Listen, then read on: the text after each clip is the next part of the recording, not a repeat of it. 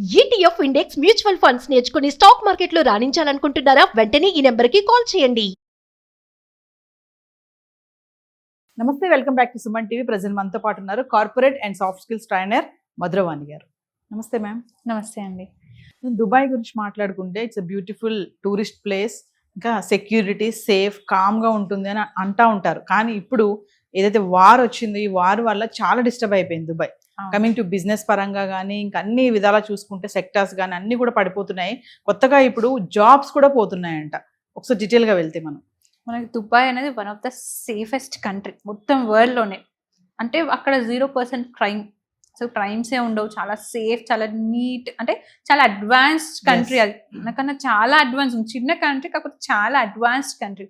కానీ ఇప్పుడు వార్ వల్ల ఏమవుతుందంటే చాలా డ్యామేజ్ అయిపోయింది దుబాయ్కి కూడా. మనం ఏదైతే సేఫ్ అనుకున్నామో అదే అన్సేఫ్గా మారిపోయి 18 lakhs ఇండియన్స్ రిటర్న్ వచ్చేసారు. మనం చూసుకుంటే మెయిన్గా సౌత్ ఇండియా నుంచి, అంటే తెలంగాణ, కేరళ, కర్ణాటక, తమిళనాడు, కొంత పర్సంటేజ్ ముంబై, మహారాష్ట్ర నుంచి వెళ్ళిన వాళ్ళు ఉన్నారు. వాళ్ళంతా కూడా ఇప్పుడు అంటే జాబ్స్ లేదు, దానికన్నా మన ప్రాణం ఉంటే చాలు అన్న భయంతో రిటర్న్ వచ్చేస్తున్నారు. 18 lakhs పీపుల్ అంటే అసలు ఎంత డ్యామేజ్ అయ్యి ఉంటే వాళ్ళు ఇక్కడ వస్తున్నారు. ఎస్, చాలా మంది దుబాయ్కి జాబ్ పర్పస్ వెళ్తూ ఉంటారు. అంటే ఎడ్యుకేషన్ పరంగా కాకపోయినా దుబాయ్ ఏదో ఒక పని చేసుకోవచ్చు అని చాలా మంది. ఇంకా చూసుకుంటే తెలుగు స్టేట్స్ నుంచి అయితే ఎక్కువ మంది ఉంటారు దుబాయ్లో. ఇప్పుడు ఇంకా అందరూ రిటర్న్ రావడం జరుగుతుంది. అక్కడ బిజినెస్ పరంగా ఏవైతే ఉన్నాయో అన్నీ కూడా పడిపోవడం, ఈ ఉద్యోగాలు పోవడం, శాలరీస్ కూడా సరిగ్గా ఇవ్వట్లేదని వార్తలు కూడా వస్తున్నాయి. అవును, ఎందుకంటే మనం చూసుకుంటే దుబాయ్లో కొన్ని ఏవైతే ఫేమస్ ప్లేసెస్ ఉన్నాయో వాటిపైన మిజైల్స్ వెళ్ళి డ్యామేజ్ చేయడం జరిగింది. అక్కడ ఆ మిజైల్స్ వల్ల ఇన్ఫ్రాస్ట్రక్చర్ కంప్లీట్గా డ్యామేజ్ అయిపోయింది. బ్యాంకింగ్ సెక్టర్ కానీ, డేటా సెంటర్స్ కానీ, టూరిజం కానీ మొత్తం ఎక్కడికక్కడ ఆగిపోయింది. దుబాయ్ మెయిన్ ఇన్కమ్ ఏంటంటే ఆయిల్, క్రూడ్ ఆయిల్. దాని వల్ల ఇప్పుడు అది కూడా ఆగిపోయింది. అది కాకుండా దుబాయ్కి ఇంకో ఇన్కమ్ అంటే టూరిజం కూడా 15,000 crores లాస్ వచ్చింది. అంత లాస్లో అయిపోయింది. అంటే ఆ మిజైల్స్ వల్ల ఏదైతే డ్యామేజ్ జరిగిందో ఇన్ఫ్రాస్ట్రక్చర్ వల్ల ఎవరు వర్క్ చేయలేకపోతున్నారు.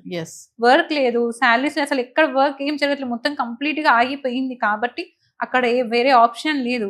ఇప్పుడు శాలరీ, ఇప్పుడు మన ఇండియాలో ఉంటే మనం ఎలానో సర్వైవ్ అవుతాం, మన ఫ్యామిలీ ఉంటుంది. కాబట్టి మన వాళ్ళు చాలా మంది దుబాయ్లో వెళ్ళి ఉన్న వాళ్ళు ఉన్నారు. అంటే హై జాబ్స్ అనే కాదు, చిన్న జాబ్స్కి కూడా చేసే వాళ్ళు ఉన్నారు. మీరు దుబాయ్లో చూసుకుంటే అక్కడ మాల్స్లో అంతా బయట కంట్రీస్ ఉన్న వాళ్ళే, యుఎస్ కానీ, యూకే, థాయిలాండ్, ఇండోనేషియా, మన ఇండియా వాళ్ళు. మీకు మాల్స్లో ఎక్కడ కూడా దుబాయ్ వాళ్ళు కనిపించరు. మొత్తం మన వాళ్ళు లేకపోతే వేరే కంట్రీస్ వాళ్ళే వర్క్ చేస్తుంటారు.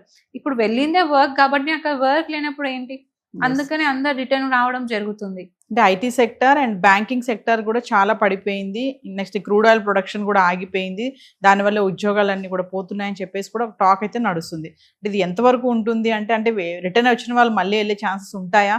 ఈ వారు వల్ల ఈ ఇంపాక్ట్ అనేది మళ్ళీ ఇదంతా సెట్ అవ్వాలంటే ఎంత టైం పట్టొచ్చు? నాకు తెలిసి అక్కడ వాళ్ళకున్న అడ్వాన్స్ టెక్నాలజీతోని వీళ్ళు 6 monthsలో మళ్ళీ రికవర్ చేసుకోగలుగుతారు మొత్తం. అప్పుడు ఎవరైతే రిటర్న్ వచ్చారో మళ్ళీ వెళ్ళగలుగుతారు, కూడా వెళ్ళి చేసుకోవచ్చు. కాకపోతే ఇప్పుడున్న సిచ్యువేషన్లో అక్కడ జాబ్ చేసుకునే సిచ్యువేషన్ లేదు.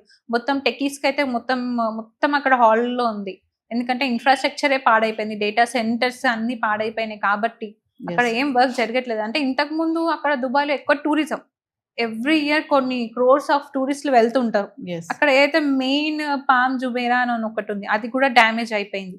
దానివల్ల టూరిజంస్కి అండ్ క్రూడ్ ఆయిల్ తీయడానికి దాంట్లో కూడా చాలా ప్రాబ్లమ్స్ వచ్చి ఇక్కడ శాలరీస్ ఇవ్వలేకపోతున్నారు, జాబ్ చేసిన వాళ్ళు చేయలేకపోతున్నారు. సో కంప్లీట్ దుబాయే మొత్తం ఒక స్ట్రక్ అయిపోయింది అక్కడ.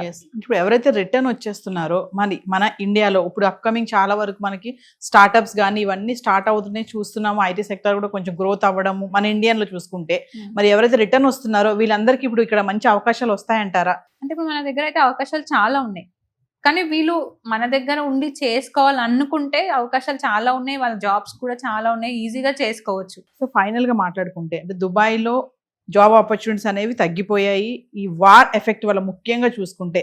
సో ఇంకా దుబాయ్ వెళ్ళాలి ఫ్యూచర్లో అనుకునే వాళ్ళు ఇప్పట్లో కొంచెం డౌట్గానే ఉంటుంది కదా, ఇప్పుడు ఈ టైంలో వెళ్ళడం కానీ అక్కడ జాబ్ కానీ.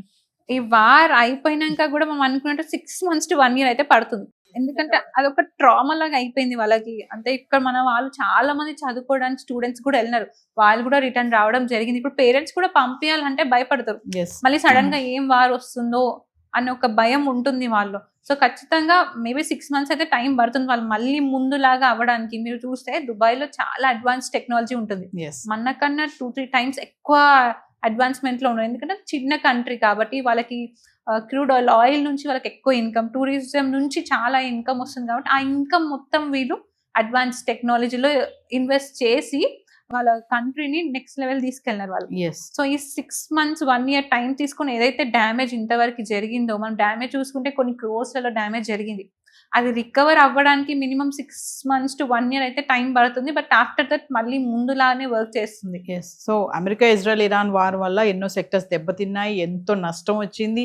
మన ఇండియా వరకు కూడా చూసుకుంటే మొన్నటి వరకు గ్యాస్ సిలిండర్స్ కానీ, పెట్రోల్ డీజిల్ కానీ, ఇవన్నీ క్రూడ్ ఆయిల్ కానీ ఎంతో డిస్టర్బెన్స్ అయింది. అది ఒకేసారి మళ్ళీ ఉద్యోగాల వైపు కూడా రావడం అనేది మనం ఇప్పుడు ఈరోజు మాట్లాడుకునే టాపిక్ అదే. దుబాయ్లో ఉద్యోగాలన్నీ కూడా పోతున్నాయని చెప్పేసి, అంటే ఈ ఎఫెక్ట్ అనేది, వార్ ఎఫెక్ట్ అనేది ఎంప్లాయీస్ పైన కూడా పడిందని అనుకోవచ్చు ఫైనల్ గా. ఖచ్చితంగా అండి, ఎందుకంటే అక్కడ అన్ని ఆగిపోయినాయి కాబట్టి వీళ్ళకి వేరే ఆప్షన్ లేదు. వీళ్ళకి శాలరీ ఇవ్వాలన్నా కానీ అక్కడ ఏమైనా వర్క్ జరిగితే శాలరీస్ ఇస్తారు కదా, ఆల్రెడీ వాళ్ళే చాలా డ్యామేజ్ అయి ఉన్నారు. సో అందుకని ఎంప్లాయీస్ మన 18 lakhs ఎంప్లాయీస్ వచ్చేసారు అంటేనే అక్కడ ఎంత డ్యామేజ్ లో ఉన్నారు, వర్క్ సిచ్యువేషన్ ఏంటి, అక్కడ కంట్రీ సిచ్యువేషన్ ఏంటి అని మనం అర్థం చేసుకోగలుగుతాం. Yes, thank you.